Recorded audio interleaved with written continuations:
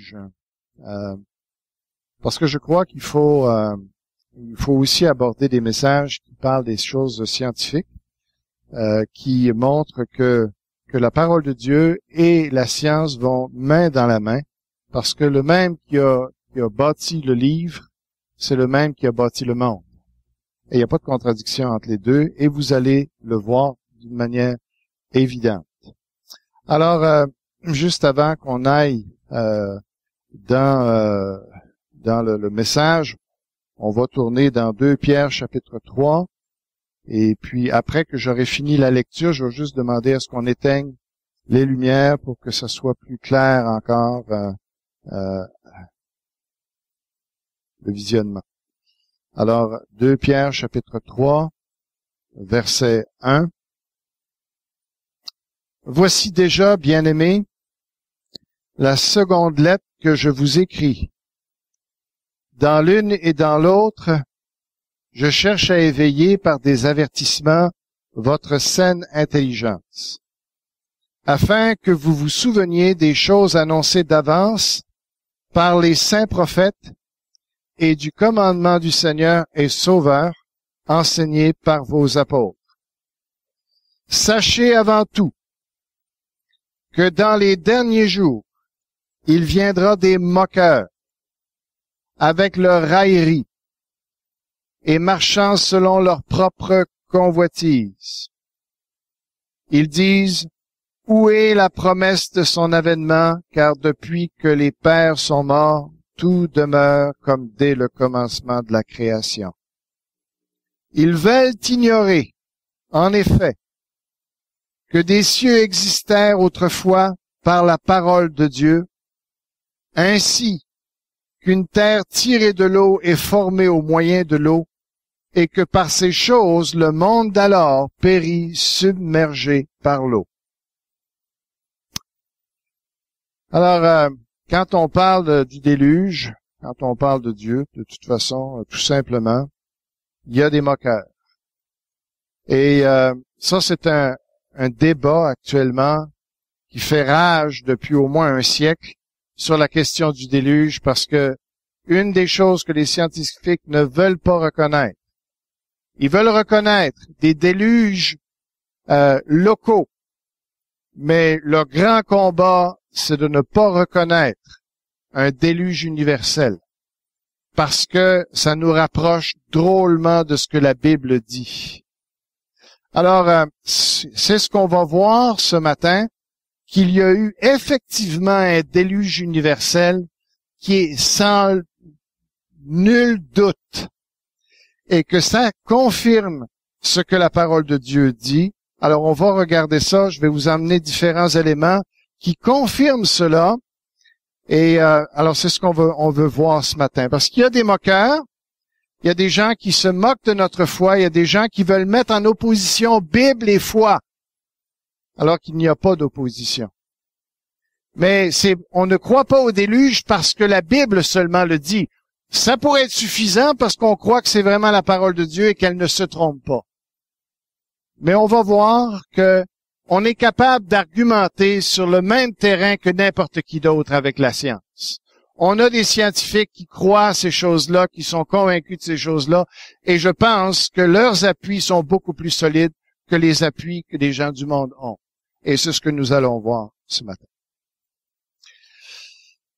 On a vu 2 Pierre, alors je vous encourage de le relire, mais où est-ce qu'on parle dans la Bible du déluge, ou du déluge universel, ou encore du déluge de Noé? Eh bien, c'est dans Genèse 7 et 8. On ne prendra pas le temps de le lire ce matin, c'est quand même assez long. Je vous encourage d'aller le relire et de voir, parce qu'il y a beaucoup d'éléments dans ce texte-là qui sont intéressants, même au niveau scientifique. Et puis, mais on va continuer. Il y a toutes sortes de questions que suggèrent ces 2 textes quand on les lit attentivement. Voici un peu les questions qui peuvent permettre ou faire en sorte que des gens vont douter de la parole puis du déluge, que ça soit vraiment possible. Comment une famille de 8 a-t-elle pu bâtir un tel bateau? Ce bateau pouvait-il vraiment flotter et traverser une telle tempête? Pouvait-il contenir autant d'animaux? Comment ont-ils pu être gardés et nourris pendant 1 an à l'intérieur? Comment lions, crocodiles, serpents, rapaces ont-ils pu cohabiter pendant 1 an? Qu'ont fait Noé et ses enfants des déchets?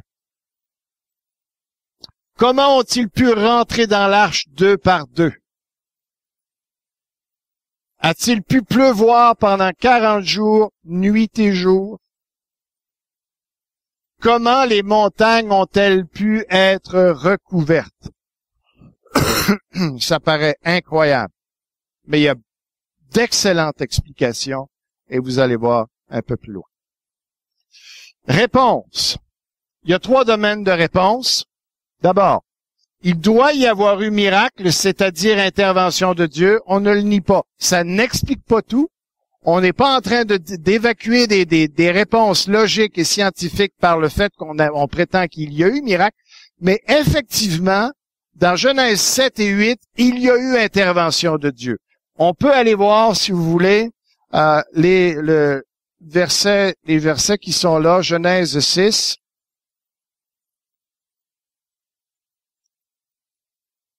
Dieu est parcimonieux avec ses miracles, mais il en fait.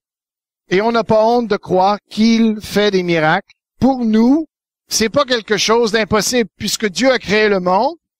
Ça va dans l'ordre des choses que Dieu est capable de faire des choses qui dépassent notre entendement, notre imagination même. C'est pas un problème. Vous avez un problème avec les miracles de la Bible seulement si vous croyez pas que Dieu a créé le monde. Mais si vous croyez que Dieu a créé le monde, qu'il est ce qu'il est, c'est plus un problème. Il faut pas mettre des miracles partout. Et Dieu n'en met pas partout. Mais il y en a eu et ils ont leur place. Dans 6.13, si vous voulez, on peut lire cela. Alors Dieu dit à Noé, la fin de toute chose est arrêtée devant moi, car ils ont rempli la terre de violence. Voici, je vais les détruire avec la terre. Donc, c'est pas juste quelque chose qui est arrivé, une tempête ou une pluie torrentielle par hasard. C'est Dieu qui était le responsable en arrière de tout ça. Au verset 14, on peut lire encore 14, 22, je pense. Oh non, c'est 14 et 22. Alors, on va lire le 14. Fais-toi une arche de bois de gopher, tu disposeras cette arche en cellules, tu l'enduiras de poids en dedans et en dehors. Et il dit après, voici comment tu la feras. Le plan a été donné par Dieu. Et on va voir des choses intéressantes plus tard. Au verset 22, c'est ce que fit Noé. Il exécuta tout ce que Dieu lui avait ordonné. Donc, ce bateau-là, qui était incroyable, venait pas de la tête de Noé, venait d'un plan que Dieu lui avait donné. Et c'est ce qui explique beaucoup de choses. 7.4. Ça dit ici, car encore 7 jours, et je ferai pleuvoir sur la terre 40 jours et 40 nuits, et j'exterminerai de la face de la terre tous les êtres que j'ai faits. Au verset 14, encore, on voit ici, il dit, eux et tous les animaux selon leur espèce, tout le bétail selon leur espèce, tous les reptiles qui rampent sur la terre selon leur espèce, tous les oiseaux selon... Et au verset suivant, il dit, ils entrèrent dans l'arche auprès de Noé, 2 à 2 de toute chair ayant souffle de vie. Il en entra mâle et femelle de toute chair, comme Dieu l'avait ordonné à Noé. Puis l'Éternel ferma la porte sur lui. Donc, on voit Dieu qui est à l'œuvre, qui est en train d'agir au travers de ça. C'est lui qui est responsable du plan du bateau, c'est lui qui est responsable de la pluie, c'est même lui qui est responsable d'avoir amené les animaux dans l'arche, dans cet ordre-là, et qui a même fermé l'arche pour qu'elle soit étanche. Voilà pour l'aspect du miracle. L'autre, et si le déluge n'a pas eu lieu, que c'est une légende, un mythe, eh bien, toute notre foi est détruite. D'accord? Parce que Jésus lui-même s'est identifié à cet événement-là. Dans Luc 17, si on est un croyant, on n'a pas le choix d'accepter cela. Et heureusement, justement, les preuves scientifiques sont là pour l'appuyer. Mais ici, ce qu'il faut réaliser, c'est que Jésus-Christ a dit, « Je crois au déluge, c'est moi qui l'ai provoqué, et je vous dis, vous êtes mieux de le prendre au sérieux, parce qu'il va se reproduire à la fin des temps un événement qui va ressembler drôlement à ce qui s'est déjà produit. » Alors, Jésus s'est identifié clairement à ça. Si le déluge n'a pas eu lieu, Jésus est menteur et votre foi est complètement vaine. Alors, voici ce qu'on va simplement lire, les versets 26 et 27. Ce qui arriva du temps de Noé arrivera de même au jour du Fils de l'homme. Les hommes mangeaient, buvaient, se mariaient et mariaient tous leurs enfants, jusqu'au jour où Noé entra dans l'arche, le déluge vint et les fit tous périr. Jésus a mis son autorité, sa crédibilité en arrière du déluge. Et c'est une des raisons pourquoi on croit au déluge et que si on est évangélique, on n'a pas le choix de croire à cela. Troisième appui, il y a également de nombreuses preuves historiques et scientifiques de ce déluge. On va regarder cela maintenant. Les preuves d'un déluge universel. D'abord, les récits. Au travers de toutes les nations, il y a des rapports sur le déluge. On peut dire qu'à peu près toutes les nations, les peuples du monde ont un rapport du déluge, ont un récit du déluge. On va juste le voir. Bon, ici, c'est chez les hindous. Alors, je ne sais pas si j'ai envie de tout lire. Je vais vous en lire juste quelques-uns. OK, les Chinois. Si différents de nous par leurs institutions et leurs procédés, autant peut-être que par leur figure et leur tempérament, admettent aussi un déluge. Ils en font à peu près remonter la date à la même époque que nous. Excusez les prononciations, là, leur Guqing, ou leur plus ancien livre commence l'histoire de la Chine par un empereur nommé Yao, qu'il nous représente occupé à faire écouler les eaux qui couvraient la plus grande partie de la surface de la terre. Les Chinois avaient même institué une fête en commémoration de la mort des hommes qui avaient succombé lors du déluge.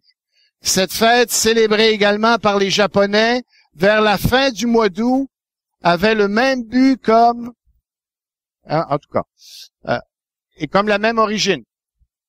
Pareille croyance régnait, donc on a vu chez les Hindous ou les Indiens, chez les Chinois, et ici chez les Arabes, les Turcs, les Mongols, les Babyloniens. De pareilles croyances régnaient également. Béroz, qui écrivait à Babylone sous Alexandre, parle du déluge avec des circonstances tellement semblables à celles de Moïse que son récit paraît avoir été tiré de la même source. Et l'époque à laquelle il le place, c'est-à-dire immédiatement avant Bélus, père de Ninus, s'accorde avec celle que donne la Genèse. Si vous voulez aller voir juste un truc qui est assez documenté aujourd'hui, c'est toute l'épopée de Gilgamesh avec son arche et tout ça. Alors, il y a tout un rapport qui est fait sur ça. C'est l'écrit le plus vieux qu'on a actuellement et qui parle du déluge. Et les détails sont très, très similaires. Au point qu'ils disent, pour moi, la Bible a été copiée sur Gilgamesh. Bien, alors, c'est ça, ils vont toujours inverser les choses. Au lieu que ce soit juste un récit que tout le monde a connu, OK? Et que chacun a écrit, puis donne les détails et tout ça, puis d'en faire des sources indépendantes, ou même qu'ils ont dit, la Bible donne un récit et c'est confirmé par Gilgamesh. Non. Alors, ils vont faire le contraire. Ils peuvent pas nier que Gilgamesh a écrit. Ça, pour eux, ça a de l'autorité. Alors, ils mettent la lumière. Ils disent, la Bible a juste fait copier un petit peu la légende. Voyez-vous? Alors, c'est toujours un renversement de situation comme ça. Mais le plus logique, on va le voir à la lumière de tout ça ici. En avançant au cœur de l'Afrique, vous retrouvez les mêmes traditions chez les Abyssins. En Europe, voici les Scandinaves qui nous disent que les géants Imus, ayant été tués, il coula de ses larges et profondes blessures une si grande abondance de sang que le genre humain fut submergé. Un homme qu'il désignait sous le nom de Belguémer fut avec sa famille le seul sauvé, et cela parce que d'après l'ordre de la divinité, il serait retiré sur un gros bateau. Vous allez voir que selon les traditions ne sont pas toutes au niveau de pureté de la même qualité, mais on voit que le fond est là, et il y a eu avec le temps des choses qui se sont greffées, qui étaient soit à perte de mémoire des anciens et tout ça, ou des détails qui ont été greffés qui devaient pas être là. Mais le cœur, au départ, vous voyez qu'au cœur, c'est que toutes les nations connaissaient ce récit-là. Comment on explique ça? Les traditions des Celtes semblent encore plus explicites sur ce grand événement historique. D'après eux, comme d'après les peuples les plus anciens, le déluge aurait détruit l'universalité du genre humain, à l'exception pourtant de Douane et de Douivache. Alors, ceux-ci échappèrent seuls à ce danger, ayant construit à l'avance un vaisseau sans voile, dans lequel ils avaient placé un individu mâle et femelle de tous les animaux qui existaient. Il n'est pas jusqu'au pauvre lapon, qui naît aussi leur tradition sur le déluge. Ce souvenir du déluge était tellement empreint dans l'esprit des diverses peuplades du Nouveau Monde. On parle de l'Amérique centrale, l'Amérique du Sud. OK? Qu'un des Indiens de Cuba apostropha Gabriel de Cabrera en lui disant « Pourquoi me grondes-tu?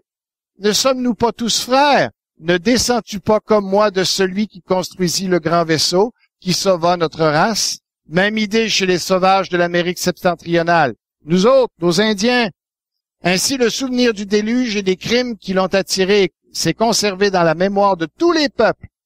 Tel est le premier livre dans lequel nous lisons ce grand événement rapporté par Moïse.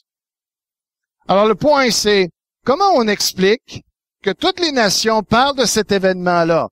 Le plus simple, c'est de croire que, effectivement, une seule famille est sortie de là, OK? Ils l'ont vécu, évidemment, et avec tous leurs descendants, s'ils sont le père de toutes les nations, que ce récit-là s'est propagé au travers de toutes les nations, c'est la façon la plus simple de comprendre pourquoi ça se trouve partout. Parce qu'à l'origine, ils l'ont vécu, ils l'ont tous vécu. Au lieu d'essayer de trouver des sources indépendantes, puis de parler de différents déluges et tout ça. Pourquoi?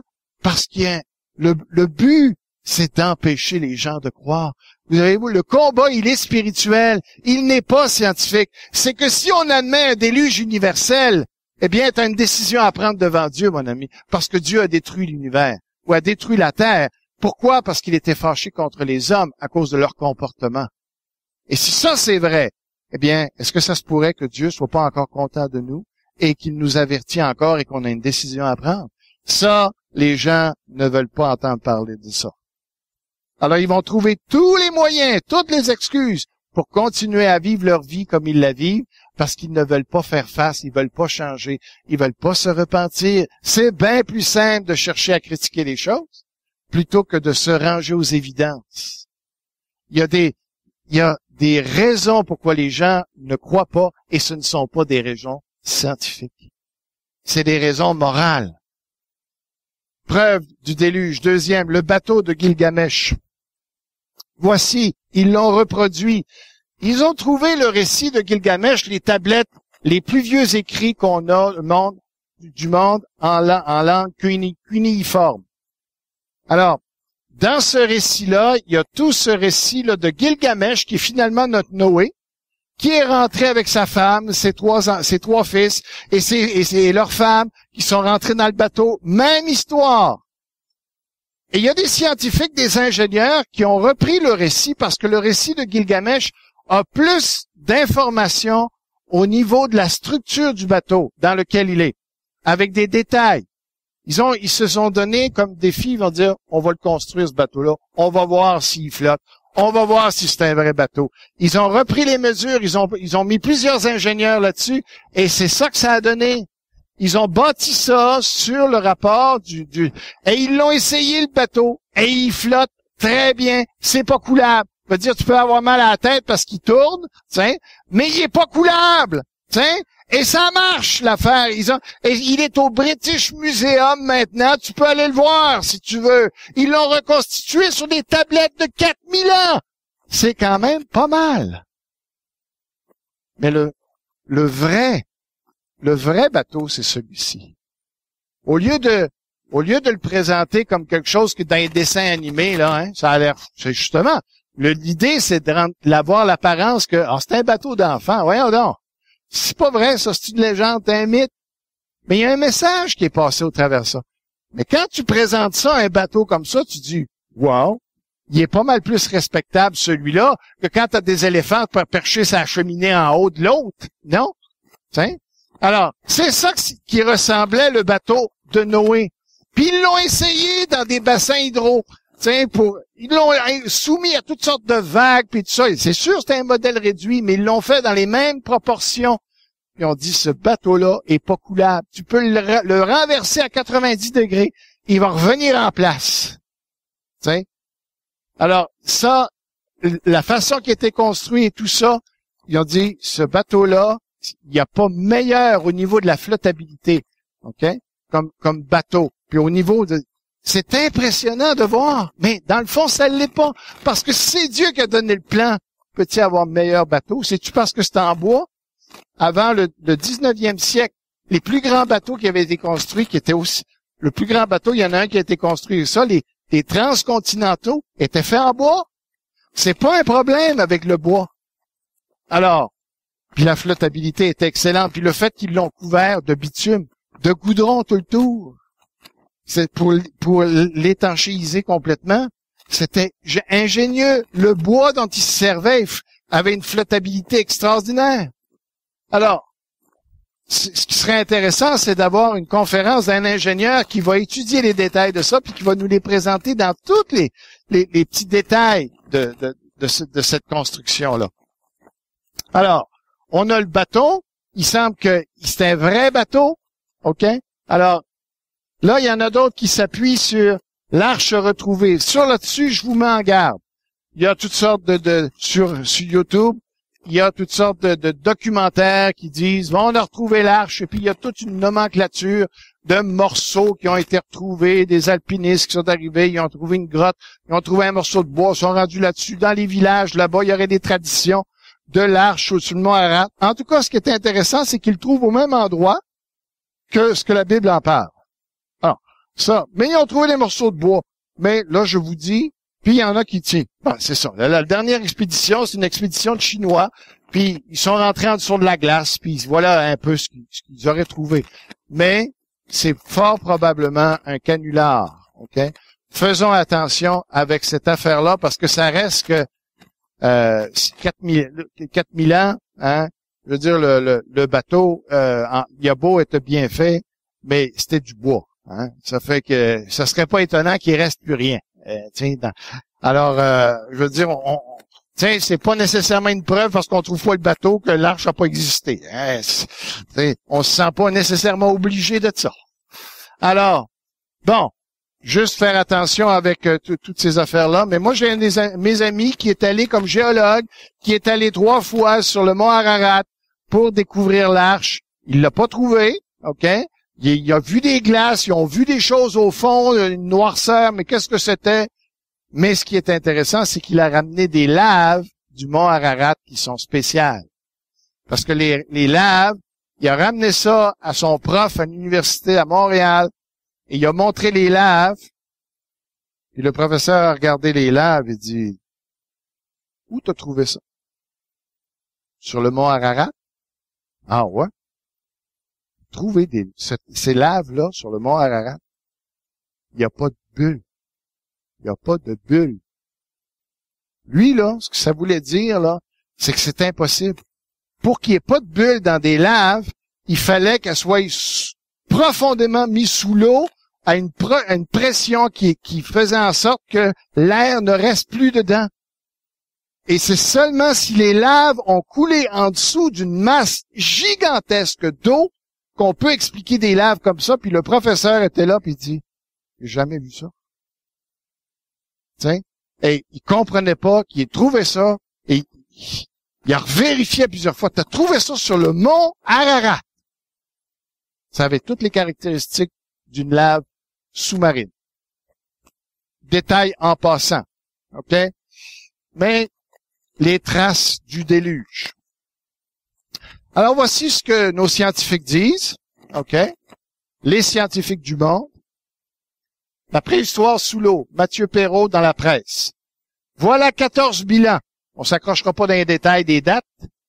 Voilà 14 000 ans, la fonte des grands glaciers polaires a provoqué une hausse rapide du niveau de la mer de 100 mètres en quelques milliers d'années. Plusieurs archéologues pensent que ces changements rapides sont à l'origine de nombreux mythes, dont l'Atlantide et le déluge biblique. Ah oui. Tu nous dis que tu penses que ça a été inondé, mais le déluge, c'est un mythe.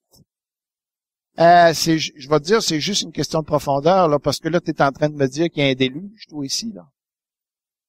Alors, et ça, c'est pas un des chrétiens. OK? Ils sont en train de se mettre les pieds dans les plats quand ils disent ça. Parce qu'ils nous disent, il y a de l'eau. Quand j'étais petit puis que j'allais à l'école, on me disait, Montréal, avant, c'était pas Montréal. C'était la mer Champlain. Vous rappelez-vous de ça? T'sais? Ben, c'est ça. C'est ce que vous trouvez. Ça, c'est le niveau actuel de la mer. Puis là, à l'époque, mer de Champlain, 90 mètres. Ça, c'est de l'eau. Fait que là, la tour du Radio-Canada, il y aurait de l'eau jusque-là. C'est déjà pas mal. Hein? Alors, c'est des choses que le monde dit. C'est pas des chrétiens qui disent ça. Le monde qui nous disent que de l'eau, il y en a eu pas mal. Un peu partout dans le monde. La catastrophe du Bosphore. OK? Dernièrement, il y a des chercheurs qui sont allés là-bas parce qu'ils se disent, wow, on a découvert les traces d'un déluge assez considérable dans le coin de la mer Noire avec Turquie. Il y a déjà eu une inondation monstre dans ce coin-là. On a des faits de ça, on a des preuves de ça. Ils sont allés voir.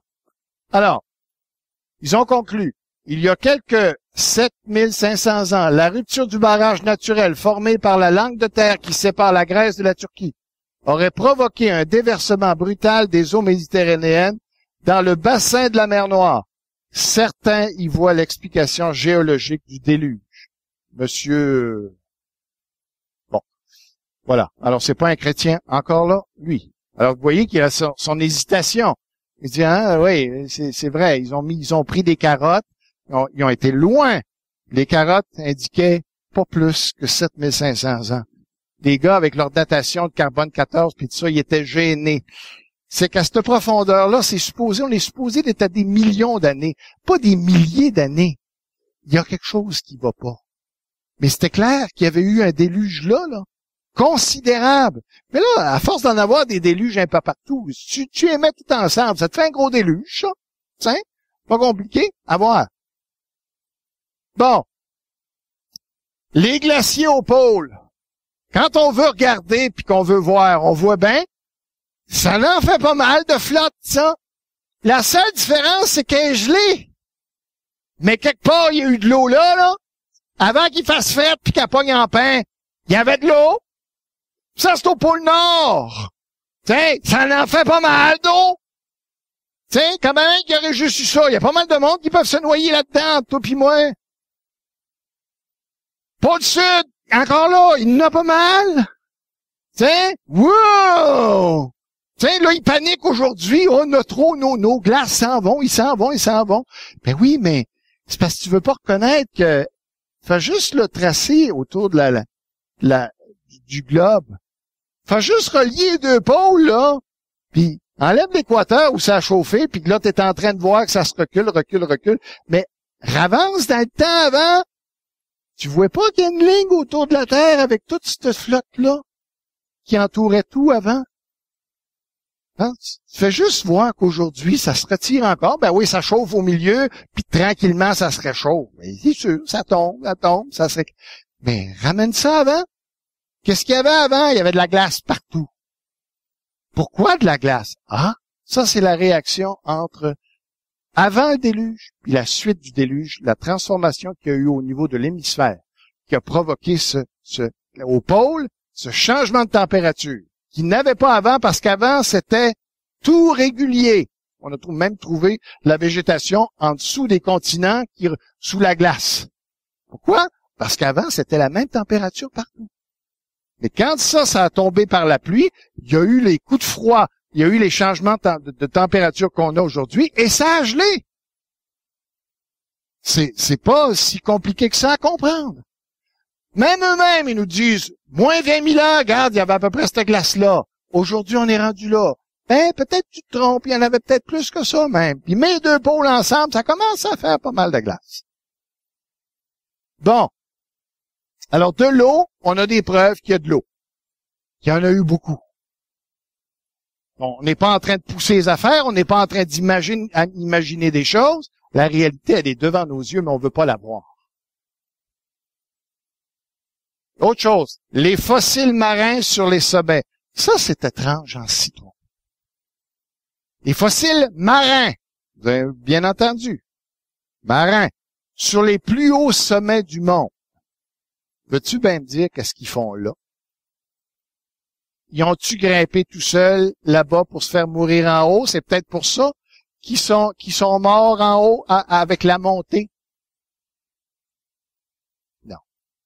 C'est que c'est évident que ces sommets-là ont été un jour sous l'eau. C'est pour ça qu'il y a des fossiles marins dessus.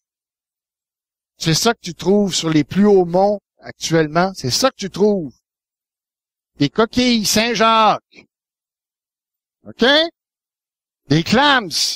Les gens se faisaient de la soupe aux clams avant, sur les montagnes. OK? Alors, il y a qu'une solution, c'est qu'à un moment donné, les fameuses vont dire, ah, mais ça a poussé. Oui, mais ils étaient en dessous de l'eau à un moment donné. À quel point la Bible dit que Dieu a recouvert d'eau toutes les planètes, toutes les montagnes, tous les sommets. OK? Alors, ça, c'est une des preuves les plus évidentes qu'il y a eu de l'eau assez haut sur la planète pendant un bout de temps. On n'invente rien. OK? Des fossiles marins en plein désert. Oh, ça c'est étrange aussi. Regardez ce qu'ils ont, bon, c'est un journal, je sais pas quoi, ben, la Curiosphère, c'est comme ça qu'il s'appelle. Et puis ils disent un cimetière de cétacés au milieu du désert. La voyez-vous, la baleine? Hein? L'eau, là, est là-bas. La baleine est ici. L'eau est là-bas. La baleine est ici. Qu'est-ce qu'elle fait là, la baleine? Elle s'est promenée? Hein? Ils l'ont tiré, peut-être bien qu'ils l'ont tiré, ils l'ont ramassé, puis ils l'ont emmené dans le désert. Ils voulaient que ça soit plus pratique pour la disséquer. Encore, dans un autre désert, une autre baleine. Un autre endroit, baleine, en plein désert. Tiens, il n'a pas d'eau? Regarde, c'est tous des trucs qui sont dans l'eau, ça. Ça veut dire quoi? Ça veut dire qu'il y a eu de l'eau avant, là. C'est pour ça qu'il y a eu des baleines. C'est drôle, hein? C'est que c'était des baleines. Des baleines comme on en a encore aujourd'hui. Oups. Alors, comment on répond à ça? Ben, c'est facile. Si tu veux juste te rendre aux évidences, il y a eu de la mer, là, c'est tout. Tu sais, il y en a eu partout. Ça correspond pas mal à ce que la Bible dit. Comment on explique ça? Bien, des failles sismiques, la lave qui se répand en dessous du plancher des continents, qui lève le fond des océans, et le fait de lever les océans, parce que tous les fossiles se trouvent ici, dans la mer, des fossiles marins normalement, mais avec ces crevasses, si on peut dire, dans la croûte terrestre, eh bien, ça a permis à ce que l'eau monte un peu partout sur le continent. Et quand ça s'est retiré, ça a laissé un peu partout des fossiles marins. Des cimetières fossiles. Voilà ce qu'on trouve un peu partout sur la planète. qu'est-ce que vous remarquez? Vous remarquez, quand vous regardez ça, toutes sortes d'animaux différents, tout mêlé, que ce soit du fond de l'océan à des oiseaux, à des animaux terrestres, ils sont tous ensemble dans le même endroit. Tout cassé, tout concassé, mêlés les uns. Est-ce qu'ils vivent naturellement dans le même milieu quand ils sont vivants? Non. Qu'est-ce qui explique ça? Et ça, vous trouvez pas une chose comme ça naturellement? T'as-tu déjà rentré? Moi, j'ai fait de la plongée sous-marine. J'ai jamais vu une affaire de même. T'sais? Ils sont tous empilés l'un sur l'autre comme ça. Regarde. Ils sont carrément l'un sur l'autre embarqués. Mais ils vivent pas comme ça. Ce que ça veut dire, c'est qu'ils ont été ramassés comme ça. Oui? Ils ont été empilés par le courant de cette manière-là. Et ils sont morts comme ça. Mais ils ne vivent pas comme ça. Ça montre, comme tous les autres cimetières, que c'est une catastrophe. Qu'ils ont été simplement ramassés par des vagues, ils sont concassés les uns sur les autres et ils sont morts et ils ont été enterrés rapidement comme ça, les uns sur les autres. Et c'est ce qui fait qu'on a des cimetières de fossiles. Ça, c'est une catastrophe. Ça ne se peut pas naturellement dans un processus tranquille. Dernièrement, on a découvert le plus grand cimetière sous-marin de lémuriens. Et lui, des lémures, ça vit sur le sol. Okay? Ça vit pas sous l'eau. Pourtant, on a retrouvé, c'est pas des chrétiens qui le disent, les cimetières sous-marins de lémuriens découverts à Madagascar. Tu vas me dire qu'est-ce qu'ils faisaient là, au fond de la mer? Tout en gang?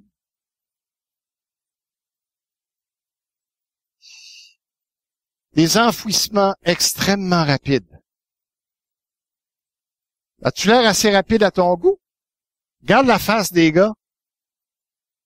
On dirait qu'ils voient les vagues s'en venir. Ils sont attachés. Je sais pas, c'était des prisonniers ou quoi, je sais pas qu'est-ce qu'ils ont fait comme méfait. Mais regarde-les leur visage. Ils sont terrorisés par l'événement qui est en train de s'approcher. Au point qu'ils ont la bouche ouverte. Je sais pas comment les gens meurent, mais ils sont tous morts de la même façon, en même temps, 4 crises cardiaques d'un seul coup. Tout le même chute. Assez étonnant.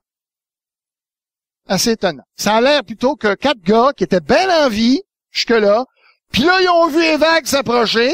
T'sais, pourquoi les vagues? On va vous le dire pourquoi. Il y a de l'eau qui est mêlée à ça. Les gars, ils ont vu que là, leur fin s'en venait, puis ah! C'est exactement l'image que l'on a. En voulez-vous un autre? Le gars est en train, le poisson est en train de manger un autre poisson. Ça, c'est une photo, hein. Vous voyez, c'est un fossile, mais c'est comme une photo. C'est le gars, le poisson, il est pas en train de mourir, là. Parce que quand tu meurs, le poisson, il mange plus. Il se laisse. Avez-vous vu les saumons, là, dans les rivières? Quand ils sont malades à la fin de leur vie, ils sont pas en train de manger. T'as beau leur offrir tout ce que tu veux pour qu'ils mangent. Ils veulent rien savoir, ils veulent mourir. Ils sont pas en train de faire leur dernier festin. C'est que le poisson est en train d'en manger un autre, puis au moment où il est en train de le bouffer, tu sais, si l'autre était mort même avant, il aurait pu reculer, par en arrière, sortir de là. Non, il est resté là. Pourquoi? Parce que quand il était en train de manger, quand il s'est fait compresser, puis il est mort là, dans cette position-là. Ça veut dire qu'on a affaire à quelque chose, une catastrophe extrêmement rapide, qui fait qu'ils sont morts dans cet état-là. Ça, qu'est-ce que c'est? Des arbres pétrifiés. C'est que c'est devenu de la roche. Comment? Eh bien, toutes les cellules, où il y avait de l'eau avant dedans, par la pression qui a été mise sur eux parce que quand vous avez, on va le voir tout à l'heure, qu'est-ce que ça fait un déluge. Quand ça ramasse le sable, les roches et tout ça, puis que ça arrive, puis que ça compresse, toutes les cellules sont, au lieu que ce soit le liquide qui soit là, tout est remplacé par de fines particules minérales qui fait que ce n'est plus de l'arbre, c'est une roche. Et ça veut dire qu'il faut, parce que un arbre qui meurt naturellement, tu le retrouves plus. Après 2, 3 ans, 4, 5 ans, tu le retrouves plus dans la forêt. T'es pas capable de le retrouver. Ça indique quelque chose qui est extrêmement rapide, qui a subi une pression qui a été isolée de l'air ambiant pour pas le décomposer, puis qu'en même temps, il y a eu cette pression pour remplacer les cellules par de la pierre. C'est la caractéristique évidente d'un déluge. Du fait que ça a été mis sous l'eau, que ça a été entouré de tous les minéraux, puis ça a été compressé à des profondeurs et à des pressions épouvantables. Et il y en a partout sur la planète. Sédiments transportés sur de grandes distances. Vous connaissez cette photo-là, le Grand Canyon. Qu'est-ce que vous pensez quand vous regardez ça? Ça a-tu l'air de quelque chose qui monte avec les années? Non. Vous voyez là, vous voyez quelque chose qui a arraché ça, qui a grugé la terre avec une pression incroyable, OK? Qui est parti du haut, parce qu'il y a un bassin, il y a un énorme lac ancien en haut du Grand Canyon, puis on le sait que maintenant il s'est déversé, et quand il s'est déversé, il a arraché tout le matériel, tous les minéraux, les rochers, avec une puissance et une force d'érosion incroyable. Mais où est-ce que ça a été mis, ça? Tout ce matériel-là, avez-vous les couches? Tout ça, ça a été ramassé, puis ça s'est retrouvé en bas. On retrouve aujourd'hui partout dans le monde des déplacements de sédiments, de matériel qu'on retrouve à un endroit, puis qu'on le trouve à des kilomètres, à des kilomètres, à des kilomètres de distance, la même caractéristique de matériel qui a été déplacé, et c'est valable sur toute la planète, même dans le fond des océans. Pourquoi? Qu'est-ce qui permet à quelque chose, du minerai, d'être là, de se déplacer à des milliers et des milliers de kilomètres à un autre endroit? Comment vous expliquez ça? La seule explication, c'est qu'il a fallu qu'il y ait de l'eau qui transporte ça d'un endroit à l'autre. On connaît pas d'autres phénomènes qui expliquent, peut-être la croûte terrestre peut craquer, peut faire ça, peut renverser, mais ça va toujours rester sur du local. Même un petit déluge local va faire que ça va se mélanger, mais ça va rester là. Ce qu'on parle, c'est des choses qui sont à des distances et des distances, ce qui montre qu'il y a eu un mouvement, que ça a été transporté. Mais qu'est-ce qu'on peut imaginer qui transporte de telles quantités de matériel d'une place à une autre? Le déluge. Les déserts immenses. C'est drôle. D'où il vient ce sable-là? Où est-ce qu'il y a du sable la plupart du temps? Du fond des océans. Et on voit les vagues. Parce que, tu sais, je veux dire, le déluge, là, il fait ça, là. Alors, il prend du matériel, il l'emmène, il se retire, il ramène, il fait ça, puis ça fait des couches. À chaque fois, ça fait des couches. Mais là, s'il y a du sable au fond de la mer, il prend ça, puis il charrie ça sur les continents. Tous les déserts aujourd'hui nous montrent qu'il y a eu de l'eau à un moment donné qui a charrié le fond des océans sur le continent. Cette maquette-là nous explique comment ça se fait. Dernier point, et il y a d'autres preuves, je vous les amène pas tous aujourd'hui. Mais ça, remarquez bien la chose.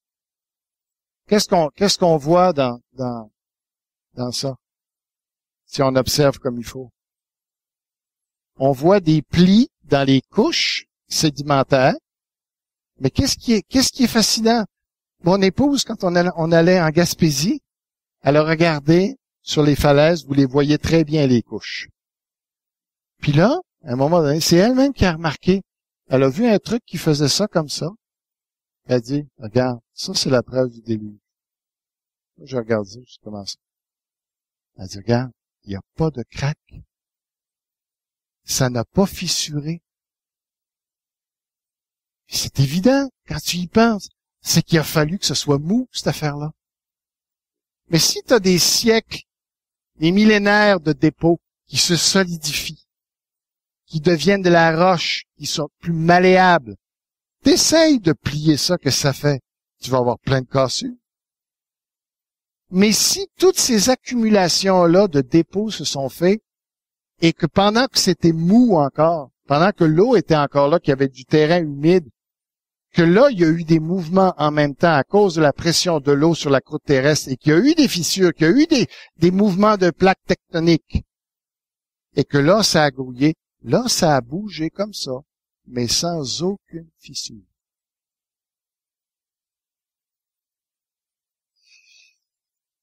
Pourquoi les scientifiques sont incrédules? Parce qu'ils sont incrédules par nature et incapables de croire. Ils sont eux-mêmes séduits. Parce qu'ils veulent continuer à vivre leur vie sans rendre compte à Dieu. Parce que la prophétie doit s'accomplir. Jésus a dit que la fin des temps va être comme le déluge. Alors, il dit, croyez-y. Il y a des moqueurs qui disent que ça n'a jamais existé. Non, parce qu'ils veulent nier ce qui s'en vient. Mais Jésus est en train de nous dire, regardez ce qui s'est produit. Les gens faisaient ce qu'ils voulaient. Ils mangeaient, ils se mariaient, ils menaient leur vie, ils se préoccupaient pas de rien, aucun souci de Dieu. Ils se préoccupaient pas de ce qui s'en venait. Ah, on a du fun. Ah, c'est donc bien beau, la terre. Puis ils ont été engloutis. Jésus nous dit, il va se produire exactement la même chose à la fin des temps. Les gens vont s'amuser, les gens vont insouciants complètement. Ils vont continuer à faire leurs activités, ils vont voyager, ils se soucient pas de la parole de Dieu, ils se soucient pas des prédicateurs, ils se soucient pas de l'Évangile. Mais il va arriver exactement la même chose. Ils vont être surpris, ils vont être engloutis cette fois-là par le feu qui va frapper la terre. C'est fondamental. Si tu es un chrétien, tu n'as pas le choix de croire au déluge. Et tu dois croire que tu as besoin de te préparer. On a besoin de se préparer. Pour l'instant, les gens pensent que ça va bien, mais ça va pas bien. Mais je sais pas comment est-ce que les gens pensent que ça peut bien aller dans le monde quand on voit tout ce qui est en train de se produire. Mais même là, les gens restent insouciants. Et ils vont blâmer Dieu. Il se passe des jugements, il se passe des choses qui arrivent, que ce soit en Haïti ou que ce soit ailleurs. Puis là, je veux dire que je veux pas me prononcer, c'était-tu un jugement ou non, je veux pas me prononcer là-dessus. Parce que dans Ecclésiaste, ce qui est intéressant, c'est que Dieu fait les choses tellement différemment parce qu'il ne veut pas qu'on sache son plan. Dieu volontairement fait en sorte de nous mélanger pour qu'on accepte qu'il est Dieu, tout simplement. Mais le fait que ça montre qu'il y a des choses qui peuvent arriver et on a besoin de se préparer. Frères et sœurs, vous avez besoin de vous préparer à l'éternité. Vous avez besoin de vous préparer parce que ce monde-ci ne restera pas, ne durera pas. Vous êtes mieux de prendre ça au sérieux, la vie chrétienne. Vous êtes mieux de prendre ça au sérieux, la consécration à Jésus-Christ et de vivre pour lui et de vous préparer et de prêcher l'Évangile pour que les gens acceptent Jésus-Christ. Ce n'est pas le temps de s'amuser. C'est le temps de vivre pour Dieu. Et de plus en plus. Prions. Seigneur, que tu puisses nous montrer que quand tu dis une chose, c'est sérieux. Il faut qu'on comprenne que c'est sérieux. Accorde-nous la grâce de bien nous préparer. Parce que notre vie, elle n'est pas ici-bas. Elle s'en vient bientôt avec toi. Où toutes ces choses-là n'existeront pas. Bénis mes frères, bénis mes sœurs. Aide-nous par ta grâce, Seigneur, de marcher de tout notre cœur avec toi et d'être prêts le jour où tu vas venir nous prendre, parce que ta parole nous dit qu'un sera pris, l'autre laissé. Seigneur, on veut être de ceux qui vont partir avec toi le jour où tu vas venir. Dieu vous bénisse.